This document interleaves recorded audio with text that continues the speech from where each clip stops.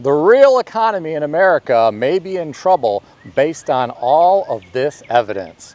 I'd like all of you to ignore the ups and downs in the stock market, ignore all of that hype and noise, and look at what is happening in the real economy. This next story provides some interesting insight. I read this on CNBC.com, written by Rohan Goswami, titled, Airbnb shares drop 14% on earnings miss as company warns of slowing U.S. demand. According to the author, Airbnb warned that it's seeing signs of slowing demand from U.S. consumers. The company is seeing shorter booking lead times globally and some signs of slowing demand from U.S. guests. Here are my thoughts. Like it or not, the economy is changing. I have to wonder, what kind of impact slowing demand for Airbnb rentals is going to have on investors who went all out accumulating rental properties? The big question is, will some of these investors be able to make the payments when their Airbnb vacancies rise? I hope they didn't think people would always be flush with cash like they were in the past few years. Many people in society are struggling in this higher interest rate environment and during this period of high inflation. Some simply don't have the money for travel. Let me be clear, this is not everyone. There are some people who are wealthier than ever, and they have the disposable income to travel. However, there are others who can't afford to travel. Some are sensible and have a staycation instead. Unfortunately, there are people who finance their vacations. They will just worry about how to pay off the vacation debt later. They want to live for today because you only live once. I would tell these people to be very careful. With unemployment going up, I wouldn't want to be spending money I didn't have on travel. I'd be building up an emergency fund in case unforeseen unemployment came to fruition. There are some people who will do what they want. They will do what is fun versus what is sensible. I'm really curious, what do you think is going to happen with all of these Airbnbs? Share your thoughts in the comment section below. I read another interesting story about what is going on in the real economy. This one was on foxbusiness.com, written by Megan Henney, titled, Americans Owe a Record $1.14 trillion in credit card debt as inflation squeezes.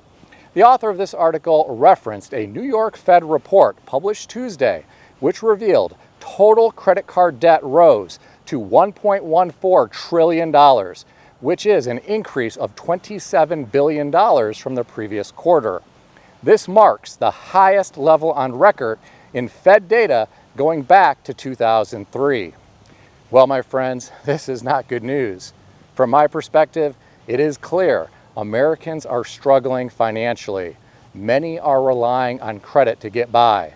This can go on for a short amount of time, but this is not a long-term solution. The author shared some more bad news. Credit card delinquencies continued to rise from their pre-pandemic levels in the second quarter. As of June, about 9.1% of outstanding credit card debt was in some stage of delinquency, up from 8.5% in the previous quarter. Ladies and gentlemen, the percentage change is small, but there is one thing that is clear. The trend is not heading in the right direction. Let's hope this trend does not continue. I worry about Americans who are going to make their lives even more difficult after their credit gets trashed. I read some of the comments beneath this article. I'll share some of them with you. One commenter said, apparently someone forgot to clear this article with the feds because we are told Bidenomics is great, the economy is great, there is no inflation, no rising costs, no high unemployment, no problem. Media needs to get their stories okayed and cleared, or they will be banned, blocked, or visited by the FBI. The next commenter said, credit cards will get you in big trouble quick. My rule is don't charge more than you can pay off within a 30-day period. The interest will add up very quickly if you don't. The next comment that I'll share with you came from someone who said, the piper will be paid. High interest rates cause consumers to pay interest without paying down principal. Once leverage is high enough, they can no longer afford the interest. That is when the real collapse occurs. The last comment that I'll share with you came from someone who said, "It's getting worse. We went to the grocery store for 1 week's worth of food and household supplies for 2 people, and it cost us over $300. We took our 2 grandchildren to our city aquarium, lunch in the food court, parking, and a tank of gas, and it cost us $300. $600 in 2 days. We can't sustain this much longer." Well, it's always interesting to read what the commenters have to say. What do you think about all this? Share your thoughts in the comment section below. Here's some more bad news. I read this on Yahoo Finance, put out by Bloomberg, and written by Janelle Marte and Alex Tanzi, titled, "More Americans Are Tapping Home Equity Credit Lines, New York Fed Says." According to the author, home equity lines of credit have begun to rebound after 13 years of declines. The author referenced the Federal Bank of New York's quarterly report on household debt and credit, which revealed that balances on home equity lines of credit gained 20% since bottoming out at the end of 2021. Balances on home equity lines of credit rose to $380 billion, which represents the 9th consecutive increase.